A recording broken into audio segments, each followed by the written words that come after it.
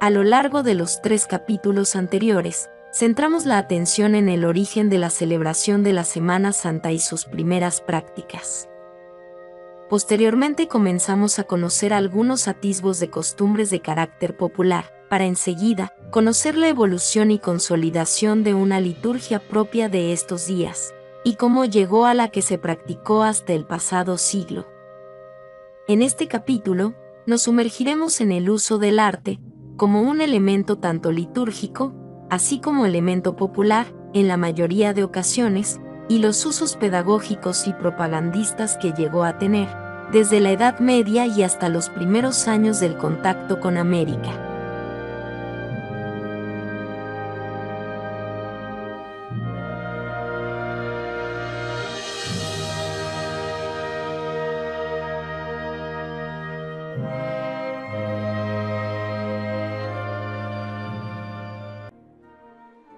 Durante gran parte de la historia de la humanidad, el acceso masivo a la lectura y la escritura fueron aspectos poco comunes en la mayoría de épocas, a la cual no escapó la Edad Media.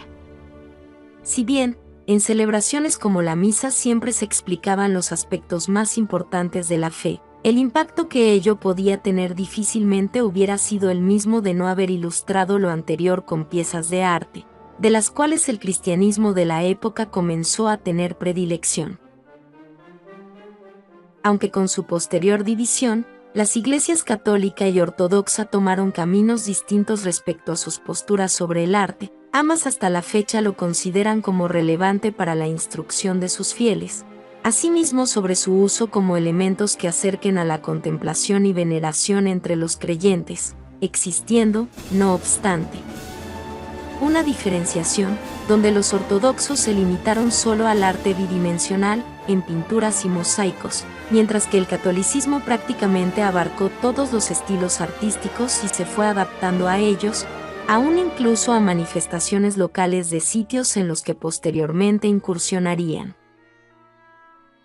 Volviendo a la Edad Media, por otro lado, ante la falta de medios de entretenimiento, la fiesta, el teatro y otras expresiones lúdicas constituían el modo predominante para romper con la cotidianeidad, a lo que se sumaban las expresiones y ritos propios de la Iglesia, aunque de hecho muchas veces ambos iban de la mano. A partir del siglo XI comienzan a aparecer imágenes que explícitamente representaban a Cristo muerto en la cruz.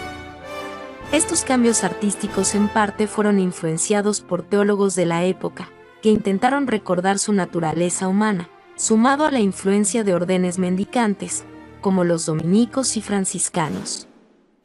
aparecidos por la misma época. Con el fin de conmover aún más la contemplación, comienzan a celebrarse los autos sacramentales, que escenifican temas y pasajes relevantes para la fe.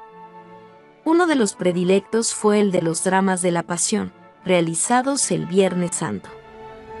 Al parecer, inicialmente era una ceremonia realizada en el interior de los monasterios, limitando el acceso solo a sus miembros.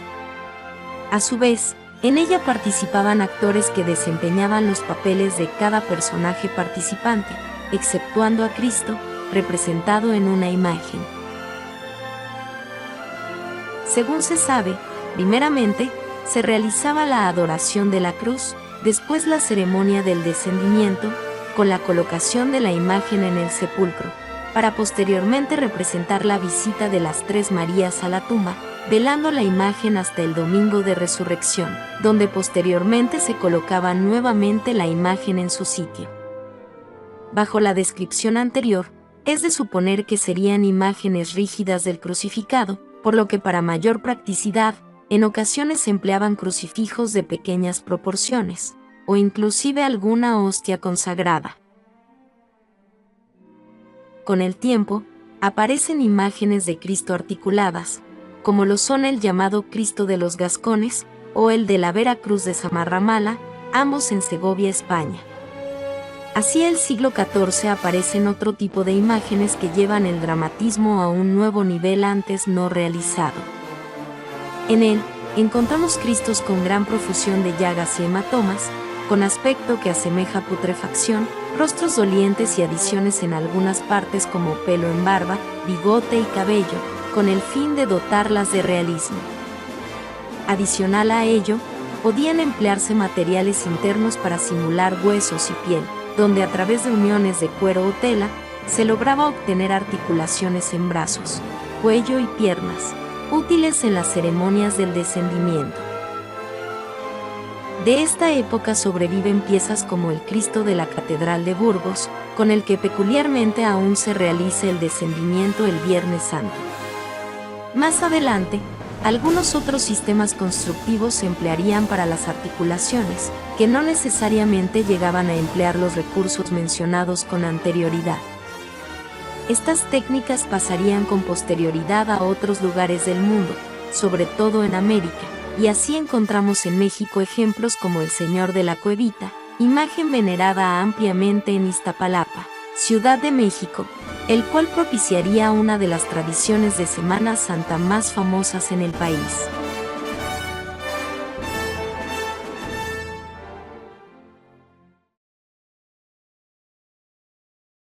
A partir del Renacimiento se producirían distintos cambios en diversos aspectos. La aparición del humanismo, pensamiento filosófico que centraba la atención en el hombre, más que en ámbito de lo divino, comenzaba una secularización latente de diversos aspectos.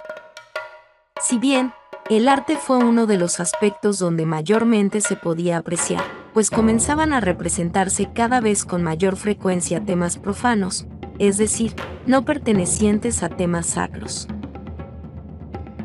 Sin embargo, aún la propia Iglesia tendría sus cambios internos e influencias respecto a las corrientes del humanismo.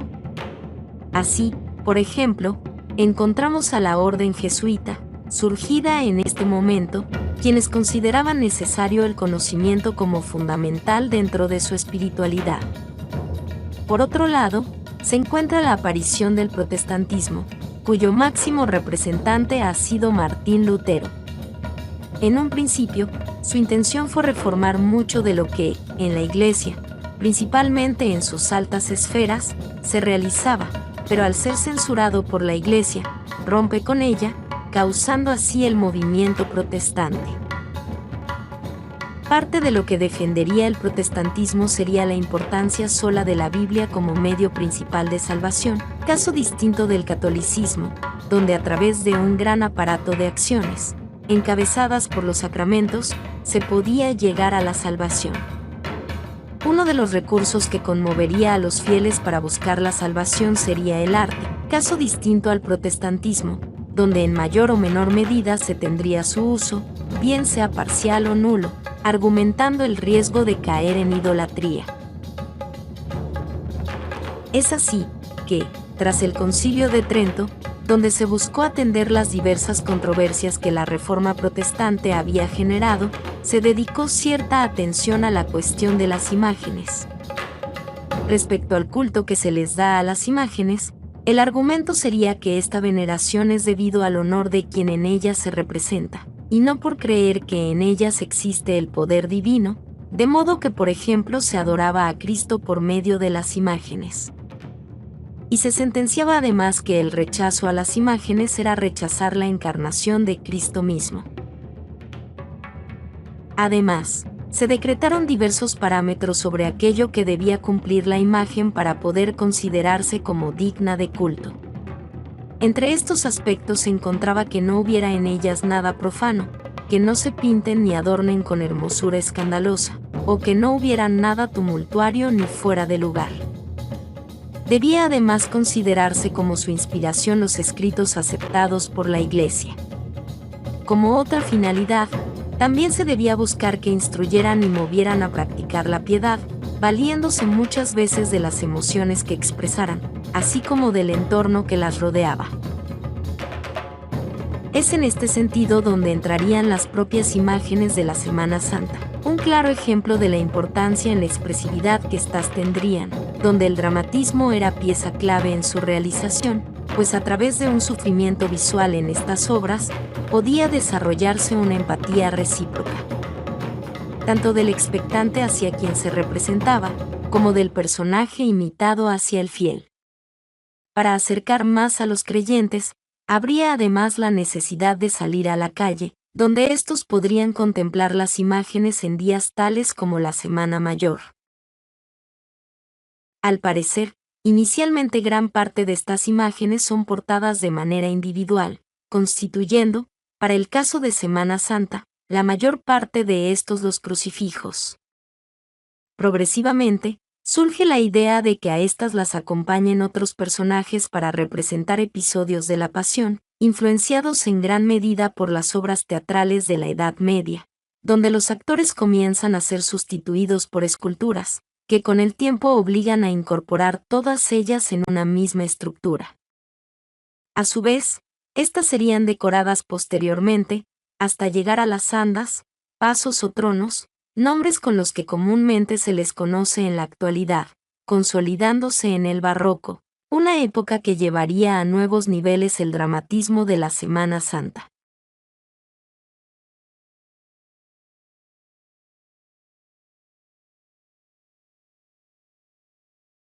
Desconocidas entre sí, dos distintos bloques continentales habían permanecido casi desde los orígenes de la humanidad como lugares que se ignoraban. Todo cambiaría cuando por accidente los europeos llegarían a lo que denominaron como América, iniciando un proceso lleno de complejidades, y en muchos casos, de traumáticas secuelas que hasta hoy en día persisten. Por otra parte, existió el interés de conocer las realidades que había entre estos y aquellos, llegando muchas veces a la conclusión de que en el fondo ambas latitudes compartían rasgos en común. Uno de ellos era la religiosidad de los pueblos indígenas, en torno a la cual giraba gran parte de su mundo. La música, el teatro, la danza, las procesiones, los rituales y las conmemoraciones en torno a sus dioses eran aspectos que gozaban de relevancia, y debían cumplirse para asegurar la continuidad del mundo. Por esto último resultaba prioritario la realización de los sacrificios rituales, en mayor o menor medida dependiendo la civilización, e inclusive, con un sacrificado diferente, ya sea animal o humano, esto último, algo incomprendido por los españoles que llegarían a las actuales tierras mexicanas. Gracias a estos paralelismos, el proceso de evangelización, por lo menos en el centro y sur de México, sería un proceso más o menos uniforme y similar en estas latitudes, aunque sin quedar exento de la inclusión de otros elementos, aportados por la idiosincrasia propia de los nativos, que le impregnarían gran parte de sus características actuales. De entrada, el teatro fue uno de los recursos más utilizados, y aunque se recuerda mayormente a las pastorelas decembrinas, no fueron estas la única temática representada, pues existía un amplio repertorio de obras históricas o alegóricas. Para el caso particular de la Semana Santa, esta celebración era propensa a escenificarse, algo que, como hemos visto, al menos desde la Edad Media se había vuelto costumbre en algunos sitios. Hay evidencia de que en nuestro país, los primeros 12 franciscanos realizaron representaciones donde se escenificaba el Santo Entierro, lo cual se acompañaba de música y danza, seguramente esto último por los usos característicos de los ritos precortesianos. Otras escenificaciones, en el siglo XVI, se realizarían en Cuernavaca, Chalco, Amecameca, Coyoacán y la Ciudad de México, aunque cabría la duda de si en otros sitios se llegaron a realizar también durante este mismo siglo. Por su parte, el fenómeno de las procesiones, con sus imágenes, penitentes y otros miembros, se suscitaría de igual manera ya desde este siglo. Así lo evidencian unas pinturas murales del convento de San Miguel en Huejotzingo, estado de Puebla, donde aparece representado uno de estos recorridos. Con personajes vestidos más o menos a la usanza de las procesiones de Semana Santa en la actualidad, los cuales portan imágenes del Santo Entierro, la Virgen Dolorosa, San Juan y Magdalena. Al parecer, estos murales evidencian no solo la procesión, sino también el rito del descendimiento, que va en sintonía con otro de los murales que representa esta escena en el mismo inmueble. Los cofrades, además, portan los elementos de la Pasión de Cristo, utensilios que hasta hoy en día conservan en sus procesiones diversos pueblos y barrios a lo largo del país durante la Semana Santa, principalmente en las conocidas como procesiones del silencio, practicadas cada Viernes Santo al atardecer. El culto a estas imágenes y la evolución de simples procesiones a actos más desarrollados se produciría en siguientes siglos, y sería el origen de cultos tan arraigados localmente, como los Cristos de Tepalcingo, Chalma o Tatitlán, entre otros. A su vez, estos mismos serían causa de tradiciones célebres como la Semana Santa en Iztapalapa. En este capítulo centramos la atención en las imágenes sacras, como parte de complejos actos teatrales en la Semana Santa, como mecanismos para acercar a los fieles, y más tarde, como un recurso didáctico en el contacto con una realidad antes inimaginable. En el próximo episodio, veremos el desarrollo de esta Semana Santa en México, desde el virreinato hasta la independencia, y el intercambio entre diversas latitudes, principalmente de España a nuestro país, pero también de modo inverso, patente por ejemplo en Cristos de caña de maíz que procesionan en la Semana Santa española.